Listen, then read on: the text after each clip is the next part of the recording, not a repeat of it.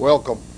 Tonight we're going to discuss several different subjects, including the Veterans Day, the Marine Corps, the war in Vietnam, and any similarity or dissimilarity between it and what is now going on.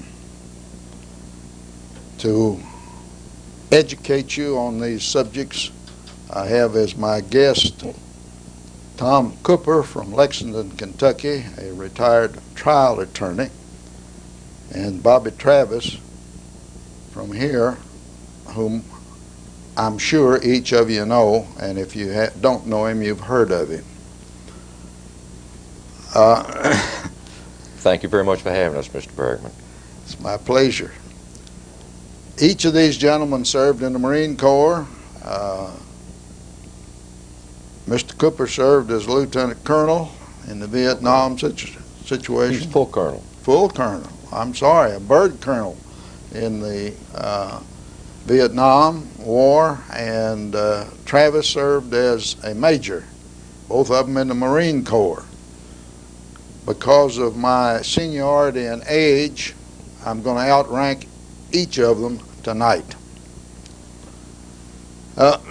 Let's begin by talking about about Veterans Day. Actually, what does it mean to veterans as contrasted with the public generally? Well, Mr. Barrickman, as you pointed out, I'm a Marine, and the Marine Corps birthday falls on November 10, and Veterans Day falls on November 11th, of course.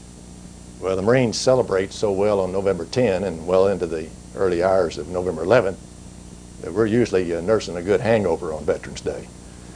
But I think the observance of Veterans Day is a chance for the country and for the citizens to pay tribute to the folks that went overseas and fought our wars and helped keep our freedom intact. And as opposed to Memorial Day, where we honor the folks that gave up their lives for the country. Bobby?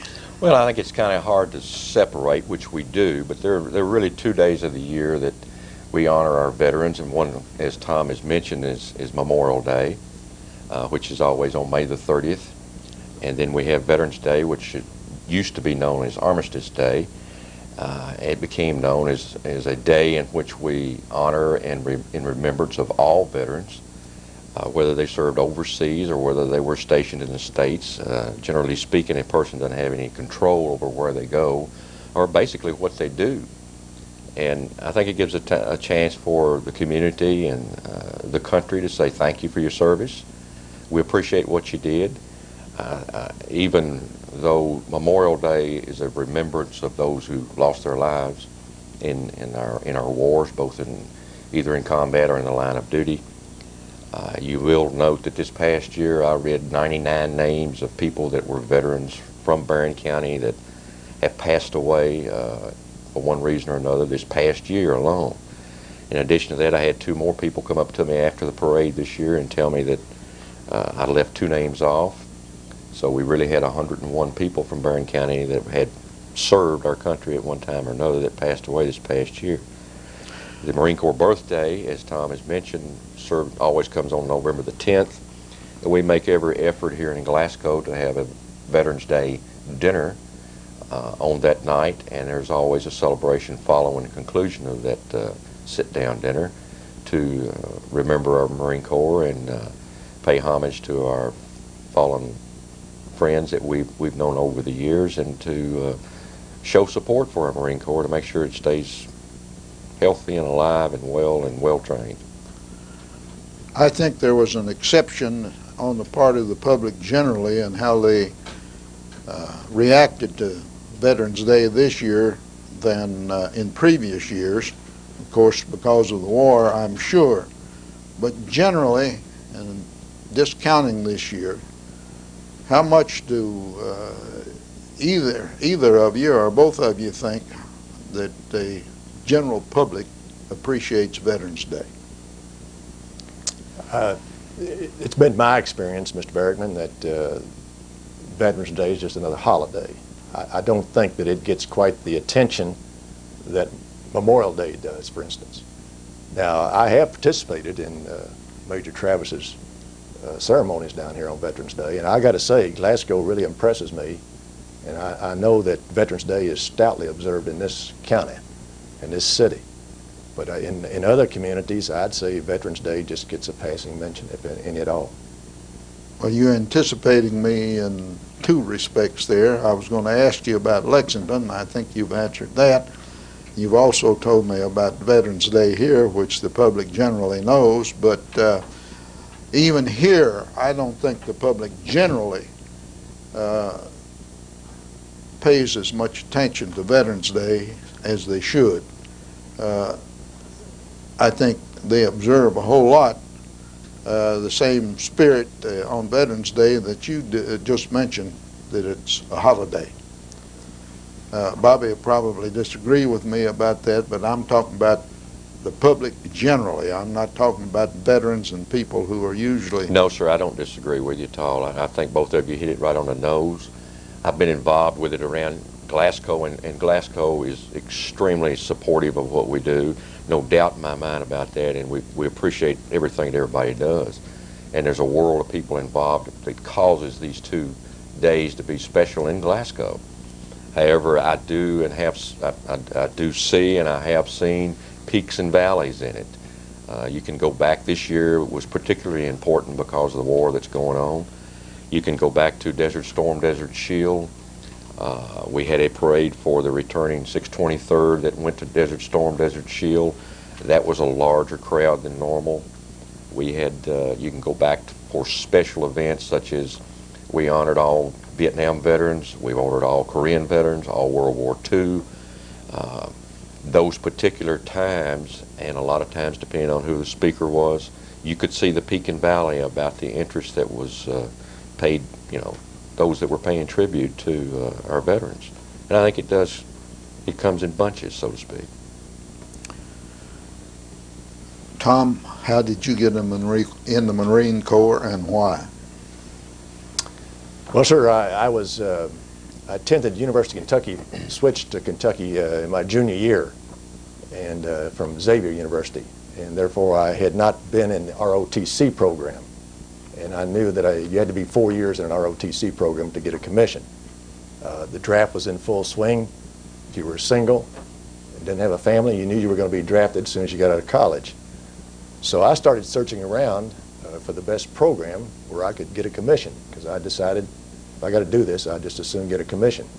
I didn't know one single Marine, but I met a guy who had washed out of a Marine officers training program, and he was still very high about the program even though he didn't make it. And so I checked into it, and they had an officer selection office in Lexington, Kentucky on Upper Street. I walked down one day and told them I was there to volunteer and to sign on. And they kind of laughed at me. And they said, "You sure you can cut it? And have you talked to your parents?" and things like that, I assured them I was old enough, I didn't need my parents' permission. And they said, "Well, why don't you go away for a week and think about it?" So I did, and I came back the next week and I signed on, February 24, 1961. And, but it had nothing to do with being impressed by the Marine dress blues or the Marine history. It was just that was the best program for me.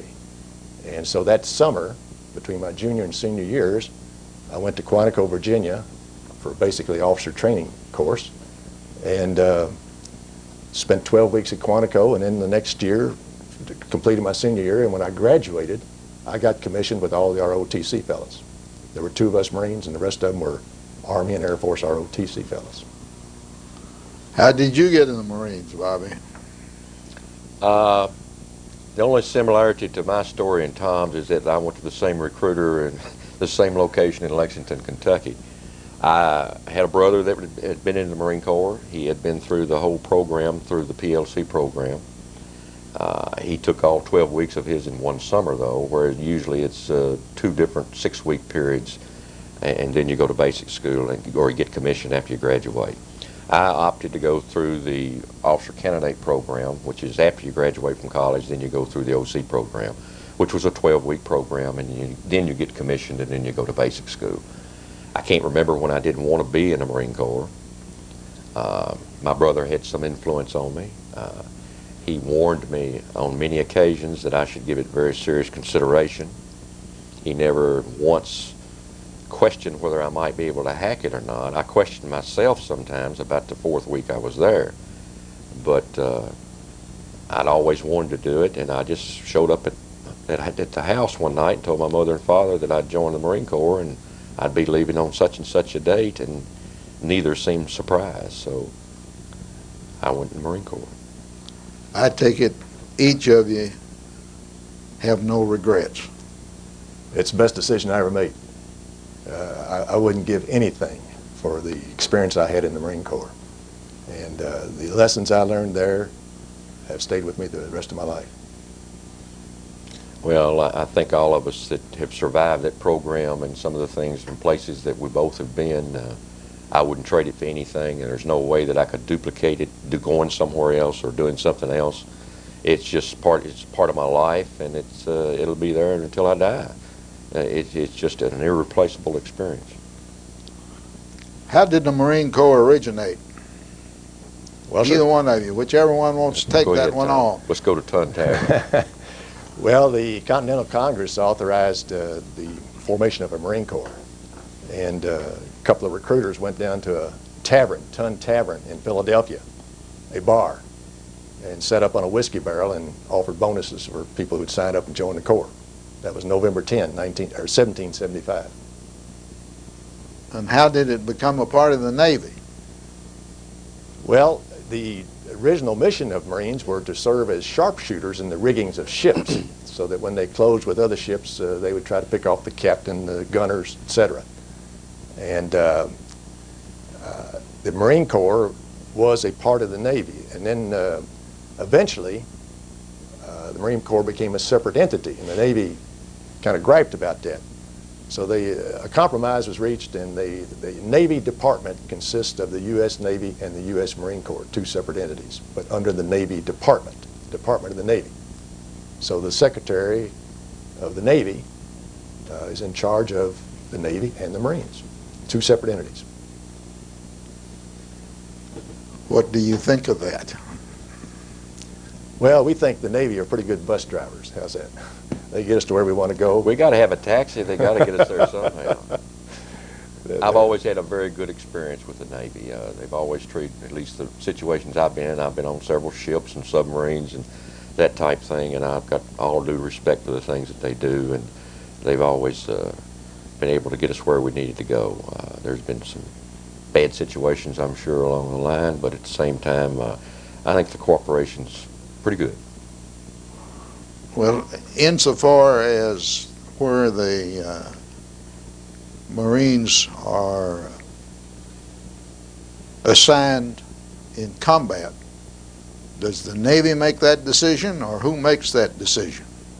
For instance, I heard tonight that some Marines are going to be sent, or they're already over there, waiting from on a ship waiting to go into Afghanistan. Now, who makes the decision to send them there?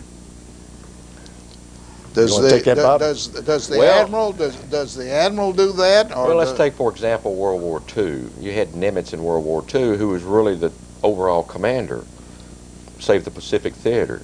Now, in essence, and I guess technically, the Marine general in charge reported to Nimitz. And in turn, Nimitz has got to be bright enough, or the Navy commander's got to be bright enough to understand what the Marine mission is and what they can and cannot do, and they've got to be able to get us there. So it's a joint effort, but I would say that the Navy certainly is going to propose it, and the Marine Corps' got to agree to it. Is that fair, Tom? Well, in an amphibious situation like the landings in, say, Iwo Jima, here's the way command works. The admiral in charge of the fleet that's going to land the Marines is the top commander until the Marines are ashore. Yeah. Once the Marines go ashore, then the Marine General takes over and he calls the shots from then on. Now, in the situation in Afghanistan, I think Marines are on helicopter landing ships. And probably the call would go out, they wanted a company of Marines. Maybe they've made a sighting and they want them to go and land them and check out a cave or something like that. I think the Marine commander will designate the company to go. I think the Navy captain or admiral, whoever's in charge of the task force, would probably designate when they lift off and when they go. Once they pass over the land, I think it's a Marine operation from then on. Should the commanding officer of the Marine Corps be a member of the Joint Chief of Staff? Well, he is. He is. He is? Yes, sir. He's a member. We've never had one to be the chief, but there was always a representative. There's always a Marine Corps general that is on the Joint Chief. I don't think I ever saw that in the paper. Been there ever since I've been a Marine. Yeah, me too. Well, But I think that happened after World War II. Between World War II and the early 60s, I'm not sure exactly when it happened. well, I didn't think he was during the war, Probably during World wasn't. War II. No, he wasn't. And I did know that he is now. And I often wondered why he shouldn't be. He is. The Commandant of the Marine Corps is a member of the Joint Chiefs.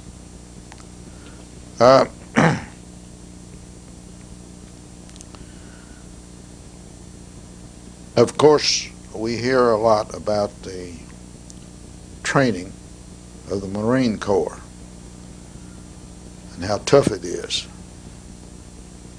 Bobby, why? Well, I think part of our history demands it. I think some of the things and missions that we have to go on demands it. I think that you expect it when you go in because you've been told that. And I'll give you a good example. The OC program that I went through, we started out with almost 650 young men from all across the United States, all college graduates, all basically healthy. 12 weeks later, we had 410 that graduated. We went to basic school, and that was another 26-week program, and we lost another 10% even after they'd been commissioned. It's tough physically, it's tough mentally. I think that once you get your body in shape, the mental aspect of it is just as hard as the physical aspect of it. And I think that's where they plan it, and I think that's where it started many years ago, and I think it's always going to be that way. I hope it is anyhow. What's the difference in basic training in the Marine Corps and in the Army? It's hard for me to speak to that. To tell you the truth, I don't know about the Army, but I know what I've been told. Generally speaking, their boot camps are a little shorter. I think their boot camps maybe physically are not quite as demanding. From a mental viewpoint, I think they probably take the same basic standard military subjects that we do. And maybe they don't demand as much from them as the Marine Corps does. I really don't know. Tom, you got any idea? No, sir. We like to believe that our training is the toughest, but I know that's what you like to believe. You know, following up on what Bob said, I think the thing that is stressed more in Marine training is the mental toughness.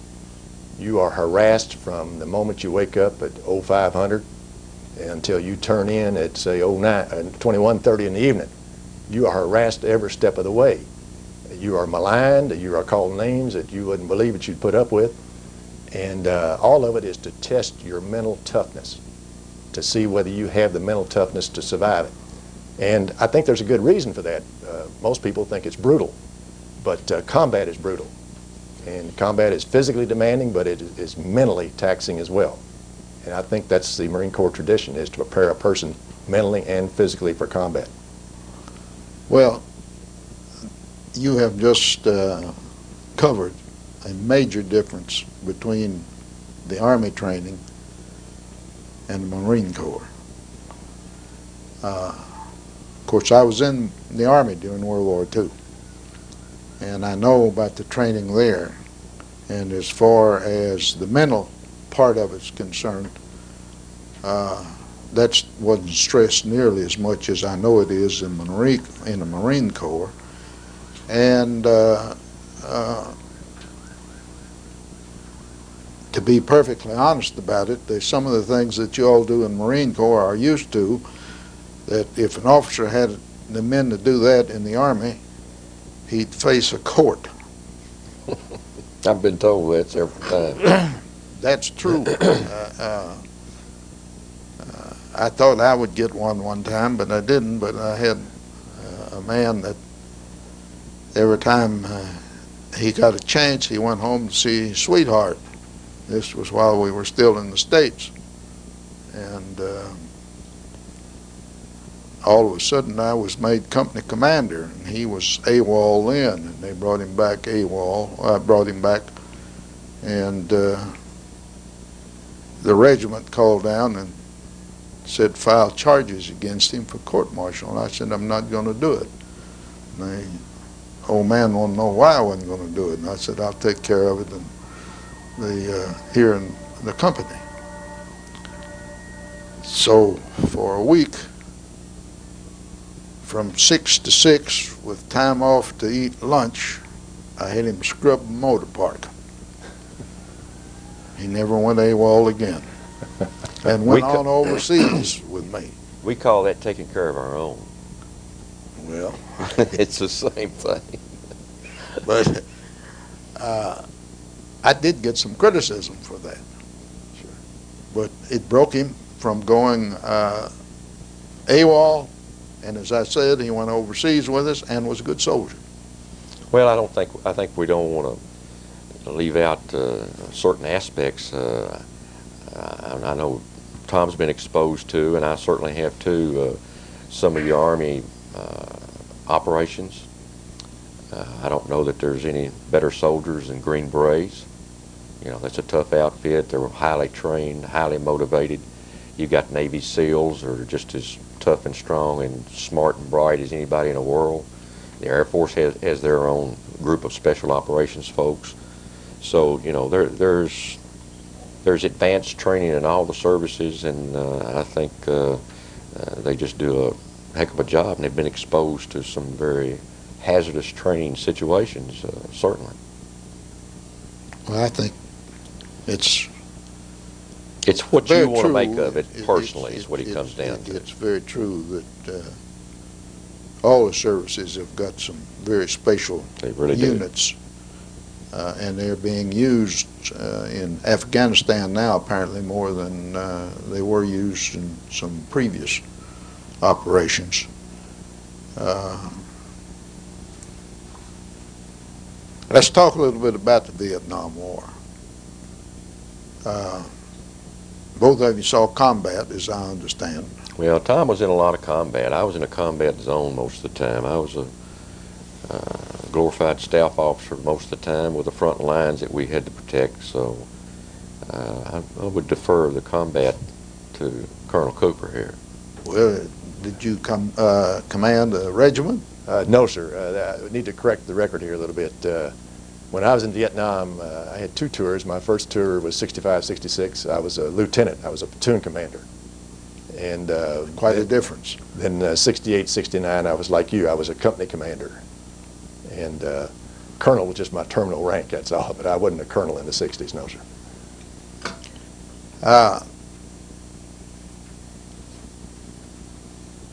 As company commander, just tell me a little bit about what you all encountered. In other words, there's a lot of things I couldn't understand in reading the paper, what went on over there. It seemed to me in reading the paper that you go out and take some ground and so forth in the daytime, and at night pull back to where you were before. Did I have proper conception of what was going on over there? Well, sir, it was not a terrain type warfare in the sense that we were out to take hills and cities, and you could gauge your progress by how many hills and cities you took. In other words, it was a war with no front, if you will. And as it turned out, our mission was just to go find the enemy, fix him, and kill him. And if we found him on a hill, then we fixed him on that hill, and we either attacked him with troops or we tried to knock him out with air and artillery. And a lot of times, for instance, the infamous battle Hamburger Hill that you've heard so much about, a lot of time commanders were criticized because they took tremendous casualties to take a hill, and then when they finally won that hill, they would walk away from it the next day. That's the impression that I got. Because that hill didn't mean anything in that type of war. It was just the fact the enemy was there, and I'm not saying that that was the greatest tactics in the world, but that's what it was. We were to go find the enemy and find him, fix him, and kill him. And it wasn't any part of the plan of the overall plan to take ground and hold it. No, sir. The way the Vietnam, the demographics and the terrain set up, most of the people lived in the coastal regions. And when the Marine Corps first entered the war with infantry battalions in 1965, they put up enclaves around Da Nang and Phu Bai and then a place called Chu Lai. And the idea was to provide an enclave where people could go about their commerce, could get to the market, could keep their economy flowing, and could feel safe and secure. And that you would keep the guerrillas out of these enclaves, because the guerrillas have to be among the people in order to survive. But keep them out in the hinterland, and then they couldn't affect the people. That was the idea. But they survived. Very nicely. General Westmoreland changed the strategy. This was the Marine idea of how to do things. General Westmoreland kind of changed the strategy, and he said, let the Vietnamese infantry troops protect their own people. The Americans will get out in the hinterland and up on the DMZ and take on the large enemy formations. And so you found American troops battling regular North Vietnamese formations, and the ARVN troops, the Republic of South Vietnam troops, were supposed to take on the guerrillas. That didn't work out either. Well, was there ever any effort to cut supply lines? Yes. Ho Chi Minh Trail was a very popular situation. I think we probably blew it up as much as it could be blown up, but they kept repairing it overnight. And their tenacity proved that they could do this. I mean, you have to go back to when the French were thrown out in Dien Bien Phu. You go back in the history of it.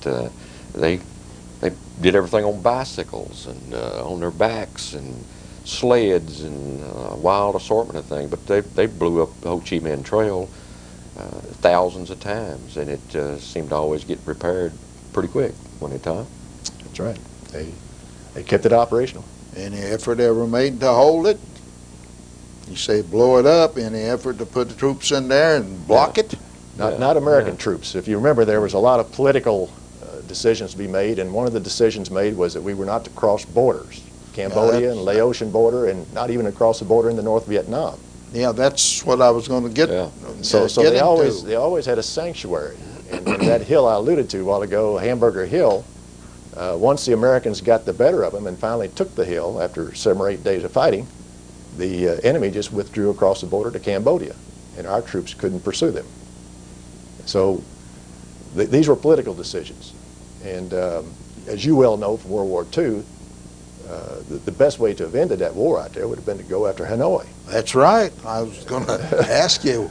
Yeah, well, but was anybody any explanation ever given to the troops as to why they didn't? No. Not to my knowledge. But what I read is that President Johnson and Secretary McNamara and the other muckety-mucks were afraid that the Chinese would come in like they did in Korea if they invaded North Vietnam. And they didn't want that. Well, it seems to me, from what little I know about history, that the only way you win a war is to take the ground and hold it. And you take the enemy's ground and hold it. And that's the only way that, according to what I've read in history, that you can win a war. And apparently, Vietnam was a classic example of not winning one because you didn't take the ground and hold it. The objective was very fuzzy out there, very fuzzy. Really, after the war, I've read a lot, and basically, I think that our strategy was kind of bankrupt in the sense that we were trying to hold them out to keep them from overthrowing the people and overthrowing the government, the local government, which was corrupt. That was a big problem too. But if we had wanted to really take that war to the enemy, we would have lined up our divisions over there on line at the DMZ and marched north. And we would have landed the Marines on the beaches to the flanks. And a lot of those enemy divisions that were in South Vietnam would have come home in a hurry. They would have been coming back to North Vietnam to fight. I had a gunnery sergeant tell me that it had served in World War II and Korea. He said the best thing, what we should be doing is just take all the troops we got, load them back on ships, and then make this massive amphibious landing and then just go all the way to the border and say, you know, we're going to occupy everything. Now, he told me that 3 weeks after I was there. I never could understand why that wasn't done. I mean, Yeah. based on what I read in the paper, I knew it wasn't being done. No, never was. And as I say, based on history and also what I encountered in World War II, it was entirely different. Well, Tom mentioned Phu Bai, Da Nang, and Chu Lai. I was in an enclave called Chu Lai, and we were totally separated, the unit I was in, into a little enclave with a little front line. But aside from that, you didn't know what was beyond your barbed wire, concertina. You know, they might be coming over the hill the next day, so we were in a situation where we didn't know what was going to happen from one day to the next. Fortunately, we never did catch very much that did happen in my area at a particular time I was there, but it was a strange place. What about the coordination between the ground forces and the air forces? Well, in the Marine Corps, we have our own air. And so they call it the Marine Corps Air Ground Team. And so the coordination is very good. It's been developed even before World War II. It was developed in the Banana Wars down in Nicaragua and Haiti by some Marine pioneers down there. And But they had to be coordinated with other Army units and so forth also, did they not? the Army did not have fixed-wing aircraft of its own. They had to rely on the Air Force. Yes. But the Army had these helicopter gunships, which they controlled. And they were very good about providing close air support to the Army units. Well, you all didn't have the gunships? Yes, we did. We had gunships as well. But we also had jets and fixed-wing aircraft that could come in there and lay a lot of ordnance on.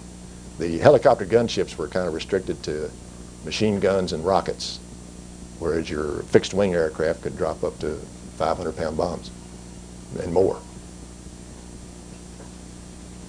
But the Marine, I'd give you this technological advance, if you will.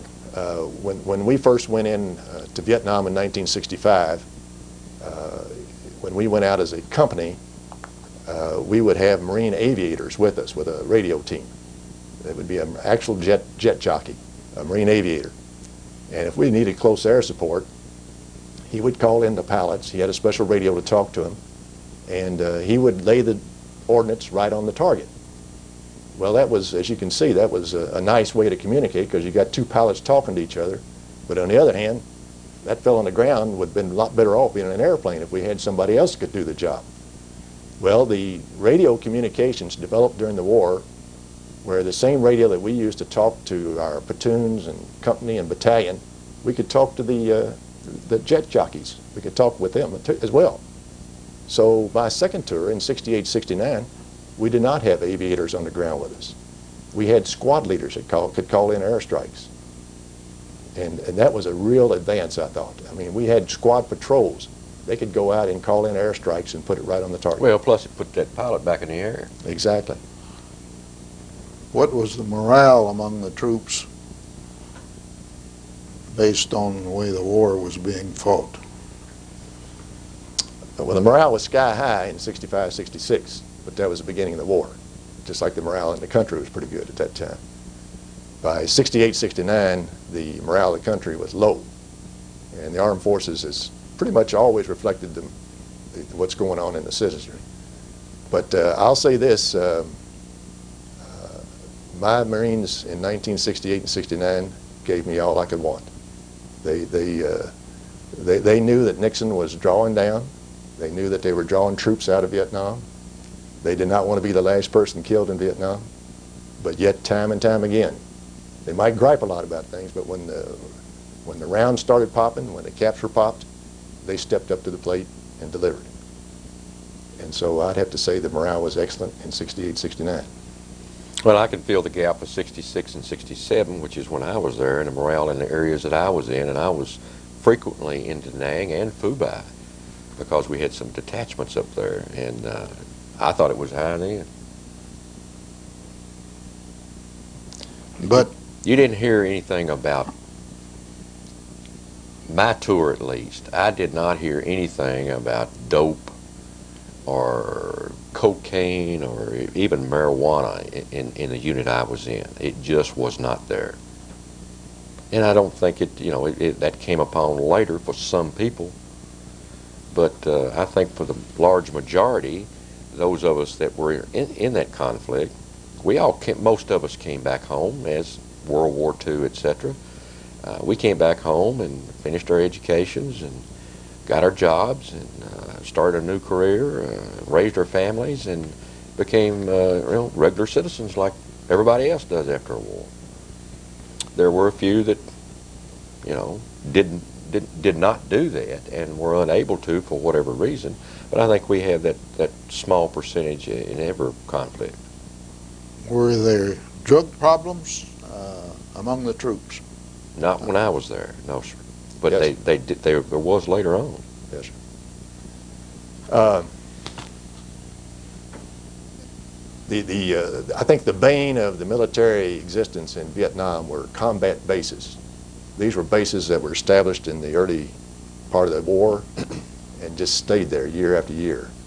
And they kept getting bigger, and they required more troops to guard them. And on these bases, it was like a little bit of Americana. You had TV, you had movies, you had clubs, you had USO shows, you had hot showers. And the line outfits would be called back to these bases to have a little R&R after so many weeks in the bush. And so they would go back, and there was marijuana available on these bases. I don't know how it got there, but I mean, you could smell it. You could smell it around the tent areas. On the other hand, there was plenty of whiskey and beer, too. And we were told to go back to the hill and blow it out for a day or so and then be ready to go back to the bush. So I couldn't see much difference between officers and staff being drunk on alcohol and troops being high on marijuana, as long as they were ready to go in the bush when we got ready to go in the bush. Now, I'll tell you this, nobody would tolerate marijuana in the bush. In fact, troops didn't even like for people to smoke in the bush because the enemy would smell that. And so the only time I saw or observed the drug problem was back on these combat bases. And I think we would have been, I think in retrospect, I'm not the only one, we should have just put everything in our pack and kept in the field and kept on the move and done away with those combat bases. They became cities, literally. And it wasn't just that. There was a lot of other situations going on. I mean, there was a black market situation, especially in Phu Bai, Da Nang, and your larger enclaves like Chu Lai. I mean, there wasn't any doubt about it. There were too many court martials and individuals that got in trouble because they got caught black marketeering. So I also would add that that's always existed in other conflicts that we've had. I was always glad to get off those bases and get back out in the bush. And once we got back in the bush, the discipline took over and the troops performed well. I slept in a private home in Da Nang one night, and I swore if I could get through that, I'd never go back out in that town again, and I didn't. Anytime I had to go to Da Nang, I stayed within the enclave there, which was infrequently, but there were an old barracks there, and you just went in and one was empty, you used it and did your business, and you went back to. I was tickled to death to get back to where I was stationed every time I had to go up to Fubai or Da Nang. I didn't like it at all. Very uncomfortable with it. What do you think the public generally learned from Vietnam? Now, that's a big question, and a good question, and that's a tough question. But I'm wondering what somebody who was there thinks about what the public learned, as well as maybe the service that you were in. I'm not sure what the public's learned, but I'll tell you this. I was there in '65. The battalion I was in, we were the 3rd Marine Battalion to land in Vietnam. And the country as a whole was behind us. And the letters we got from the hometowns and the Christmas packages and so forth, they were overwhelming. And so we felt really supported that year. In '68, '69, we did not feel the country gave a damn about us. And we felt that we were just fighting for ourselves, that the country had turned south and didn't care about the war and just wanted it over with. So when I see what's going on here lately, with all with the American flag flying from every store and every car window, I kind of chuckle to myself, because I've seen that before. And I remember how this country turned against its servicemen in the Vietnam War. And I hope that the country learned that that's not a good thing. Now, whether the country has learned that, I don't know. But they blamed the servicemen instead of the political leaders. Oh, there's no doubt that the public generally blamed the commanders and the troops. Oh, they spit on me in California when I got off the airplane. For not winning the war over there. And, of course, a lot of the public reaction ultimately was the fact that it's the first time the United States had not won a war. And that didn't sit well with the public, but they didn't realize, I don't think, that they, public generally, contributed very much to that. Now, you've touched that. I've always had a problem with the Vietnam War as far as the media is concerned, frankly. You could come home at night and you knew exactly what the casualties were that afternoon or for that day's battle. You knew where they had maps on television that showed where different units were located, how many were there, who was killed that day, how many were wounded, and then they had a body count of how many we had taken care of the enemy. In any other war situation, that would be treasonous. And it was reported, within 24 hours back to the United States, all over the United States. We're giving out information right now on the war in Afghanistan that should not be given out. Well, do you think that the news media was responsible for the change in attitude of the public, American public? I think they're directly responsible for it. Yes, sir, I do. I really You got do. any idea about that, Tom? Well, the news media really had free access to the battlefield in Vietnam, and I think a lot of the reporting was in reaction to the 5 o'clock follies. That's what they called the MACV briefing every afternoon in Saigon. And we know now that there were a lot of lies, misdirections, and whatever that were handed out. And they had a bunch of young, hard-charging press guys, and they just went out in the field and found out for themselves. And they found out that what was being told in Saigon at the MACV briefings was entirely different than what was going on out in the field. And they reported it as such. And so that I don't know if I fault the media for that. I think it was a battle between the media and the generals. I think that's what was going on. They were out to prove the generals were lying to the public. Well, I think Washington was lying to the people too. I think they had a directly response. We're back to old men start wars and young men have to fight them. So they're just. I never got a whole lot of information when I was over there. I mean, we were in the service. We were Marines. We were told to go to Vietnam. We packed our haversack and went to Vietnam, and really no questions. Fair statement. Fair.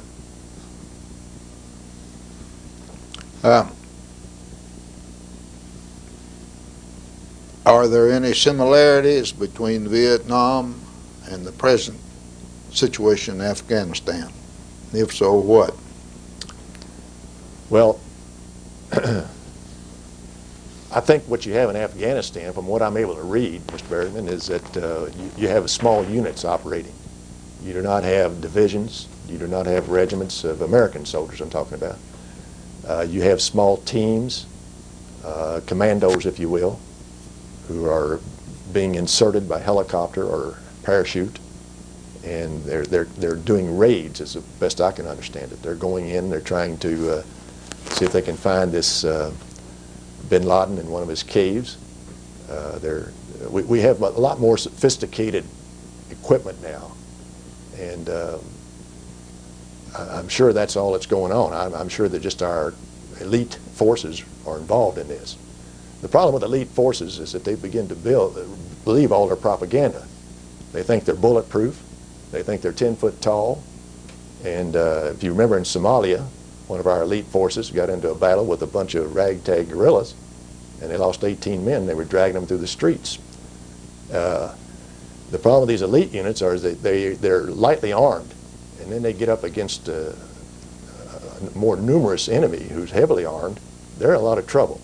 And that's where you need just your regular old straight-leg company and platoons to go in there and bail them out. And that's who usually has to bail them out. Exactly. So I look with a little skepticism about all these super elite outfits. They seem to get in a lot of trouble. Well, basically, what's the difference of them doing that now and what went on in Vietnam? You go take some ground and come back. They're there, have a fight, and then are withdrawn if they aren't killed in the fight. So what's the difference there? I mean, I don't understand the difference in what went on in Vietnam and what's going on now insofar as what we're concerned with. Of course, there is a major difference, and that is you've got a fighting unit out of the country. Well, you got the Northern Alliance, which is supposedly a fighting unit that's coming from north going south, trying to take all the territory back. Apparently, they've done a pretty good Done job. a pretty good job, it seems like. They've done a pretty good job so far, apparently. They need to go ahead and turn them loose further south, it looks to me like. And they're following your axiom, take the ground. Yeah. Take the ground, That's take what the they're cities. doing. Take Yes. the rock. Yeah. Yeah. But you know, from what I'm able to read, we have small teams of communications and spotters. These are teams that are able to talk to our aircraft and to give the Northern Alliance close air support. I think that's what's turned the tide right there. I think before, the Northern Alliance, well, they were outnumbered for one thing, and they didn't have the armor that the Taliban had. But because we have these teams in there now that can talk to our tactical aircraft, whenever they meet a pocket of resistance, they can just dial up an airplane and drop 500-pound bombs, napes and snakes, as we call it, right on top of them. And that's a powerful weapon to have. And as I read it, that's what broke open the stalemate in the north. Apparently, so far, there's been emphasis on taking the towns and holding them. Now, what's the difference in that and the conclaves that you had in Vietnam? Well, sir, for one thing, let's look at it this way. For one thing, the Northern Alliance looks like it's a pretty good fighting force.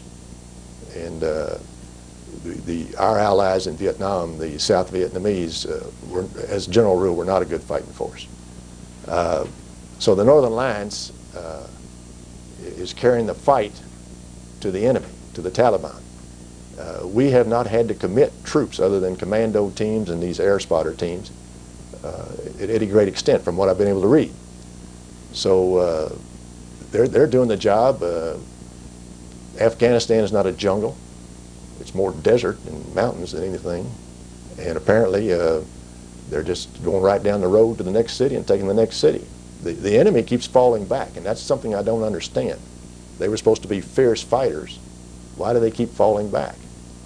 And we're not getting enough information to understand. I don't know if this is a strategic retreat on their part to draw the Northern Alliance down to where they have more familiar ground and a better killing ground, or whether their back is broken. It's hard to tell. Well, isn't there another possibility that they're getting ready for guerrilla warfare? Yes, sir. Yes, sir. In which event? They could be leading them down there, like Tom says, as an entrapment. Maybe that's their favorite spot further south, into their own enclave, so to speak. They can fight better from there. Who knows? We've pretty well cut their supply routes off. I don't know where they're going to be replenished at some point in time. And as open as that country is, and with the Air Force that we have and these spotter teams, as Tom mentions, I don't see how they can stay hidden, hide that many people. I mean, they got caves, but they're going to have a whole bunch of them. No, but you don't have to have, I don't think, and you should know about this, you're talking about the guerrilla forces in the Vietnam War. They don't have to be too large. No, sir. No. They still need to eat. They still need to eat, but eat. they aren't as hard to supply and so forth as a large ground force. And not only that, even in the Vietnam War, it didn't take as much sustenance to keep them happy as it did in American. That's true. And that's very true over there. They can live on a whole lot less food and so forth, and a whole lot more can live with less food and also less conveniences than the average. Well, but for every mile that the Taliban moves south and the Northern Alliance continues to chase them, I think their supplies are getting shorter, and I think every mile that the Northern Alliance moves further south, they're getting stronger, their weapons are getting better, they're getting smarter and becoming better fighters probably. So Well, I think they're growing stronger by the day. I hope you're right. Yeah. And I understand that, and I'm not saying that it isn't right. I hope it is, but it seems to me that the country is a prime place to have guerrilla warfare. Yes, sir. And if it goes to that, then you'll have exactly what you had in Vietnam. They'll have small units going out in the mountains and the desert trying to find these guerrilla units. Exactly. And then With no terrain and no cities to capture. And then you're going to have, I fear, the same situation that you had in Vietnam. The public's going to get tired of it. They want to bring the boys home and don't think we should be there and so forth and so on. Could And very well happen. you're going to have, I hope not, but it's possible to have the same situation that you had insofar as the public is concerned. And when the public starts thinking that way, then you got your political leaders that start thinking that way, and Yes, you've got problems then from then on.